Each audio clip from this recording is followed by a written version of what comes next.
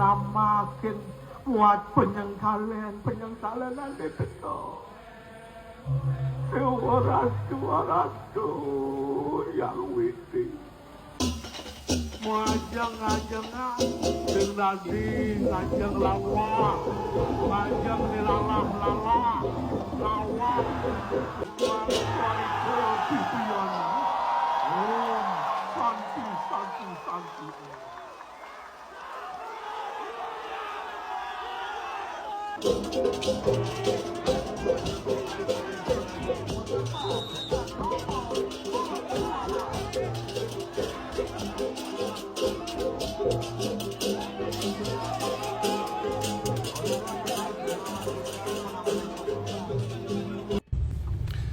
Om Swastiastu untuk Semeton Bali Sinamian, khususnya anak-anak muda yang ada di 9 kabupaten dan kota yang ada di Bali.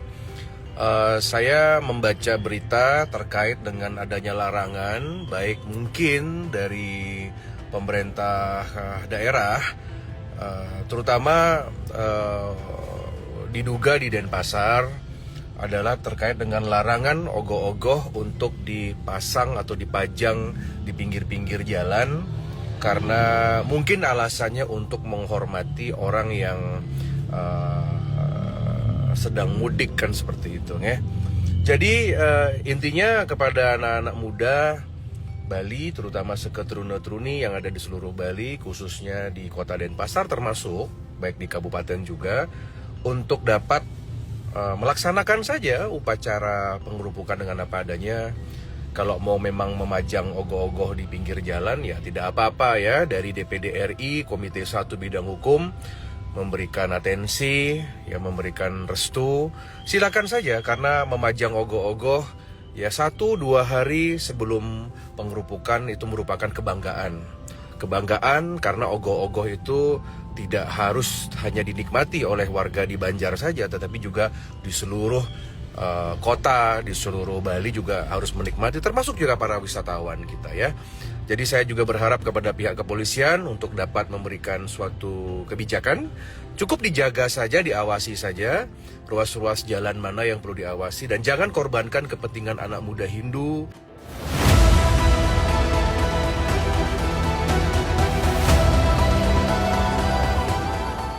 Selamat pagi, demikianlah tadi kita lihat ya, perayaan ogoh-ogoh, kemudian isu yang beredar di Bali, yaitu tentang pelarangan menaruh ogoh-ogoh di pinggir jalan yang sudah dijelaskan oleh Pak Arya Wekadarna, anggota Komite 1 DPD RI. Nah, dalam hal ini permasalahannya karena ini, karena berdekatan lah Hari Raya Idul Fitri yang di tanggal 30, kemudian Hari Raya Nyepi di tanggal 29 sebelumnya gitu. Jadi dengan Hari Raya berdekatan ini, itu banyak yang nggak suka, yang melempar isu kalau penaruhan ogoh-ogoh di pinggir jalan ini dilarang. Dan ini ya menuai kontroversi, hingga masyarakat desa adat itu juga mengeluarkan pernyataan kalau tidak ada pelarangan di pinggir jalan. Kemudian juga pernyataan dari Polresta Bali ya, menyatakan kalau bukan menaruh di pinggir jalan yang dilarang, tapi di badan jalan akan mengganggu arus lalu lintas. Ya kalau di badan jalan ya jelas lah gitu. Kalau di pinggir jalan kan beda gitu. Kalau totalnya kira-kira 656 ogoh-ogoh, dan ini banyak sekali gitu. Dan upacara ini tuh pasti berlangsung gitu. Artinya ini adalah milik Nusantara gitu menurut Pak Git. Karena di Hindu India sana tidak ada ogoh-ogoh dan tidak ada upacara Nyepi. Nah ini kalau pada umumnya 1-2 hari sebelum upacara pengerupukan ini dilakukan festival ogoh-ogoh gitu ya. Festival ogoh-ogoh yang kalau kita lihat tuh makin tahun makin berkembang gitu.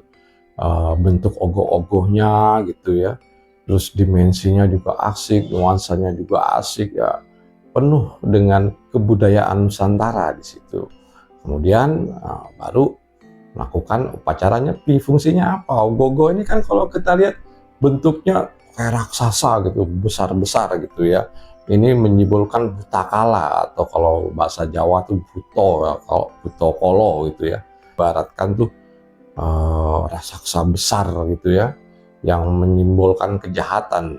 Jadi sebelum melakukan nyepi, ini hatinya itu dibersihkan dari pengaruh-pengaruh buto kolo atau dari pengaruh-pengaruh kejahatan, supaya dalam melakukan ibadah nyepi ini hatinya bersih gitu. Dalam kebersihan hati ini dapat merenung dengan baik, artinya introspeksi diri gitu. Apa yang sudah kita lakukan tahun lalu itu gimana gitu, dan apa yang harus kita perbaiki setelah upacara nyepi ini. Jadi ada fase-fasenya seperti itu. Sebetulnya ini nggak jauh beda dalam hal konsep ya dengan bulan Ramadan, yaitu membersihkan diri kan seperti itu dan meningkatkan keimanan. Karena menyepi ini juga meningkatkan keimanan. Ya 11-12 lah kalau menurut Pak Git dalam hal konsep ya. Bedanya kalau nyepi ya ini budaya Nusantara gitu, yang tidak dimiliki oleh budaya-budaya bangsa lain. Kalau boleh Pak Git menyinggung sedikit ya, konsep nyepi ini adalah konsep semedi sebetulnya awalnya gitu ya. Tapi kalau masyarakat atau kalau masyarakat pada umumnya disuruh semedi ini kan nggak mungkin ya. Nggak mungkin lah, mereka juga punya kegiatan hari-hari, apalagi udah di dunia modern ini ya.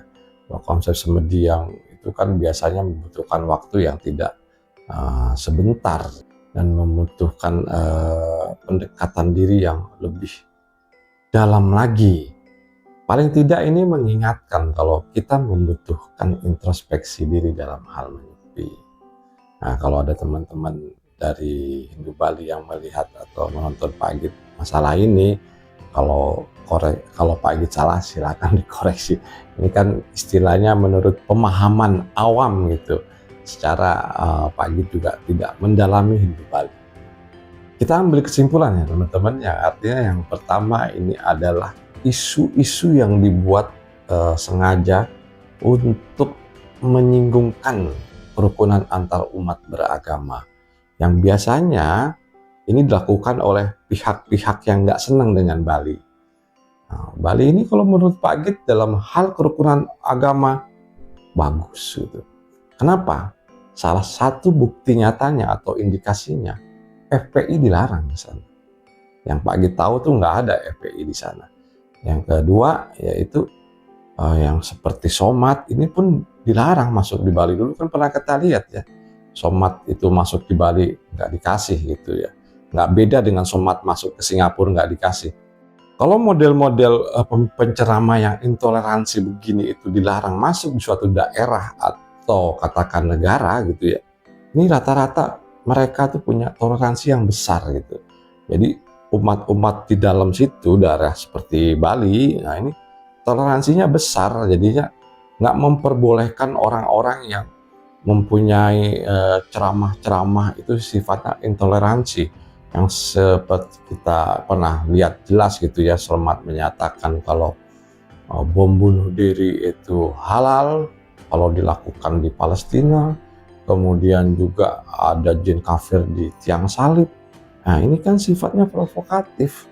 Nah orang-orang seperti ini kalau dilarang di suatu tempat ya, di Bali gitu, kemudian di Singapura atau di Eropa, mereka rata-rata tempat-tempat aman yang menyatakan ini, dan tempat-tempat yang mempunyai toleransi tinggi terhadap agama.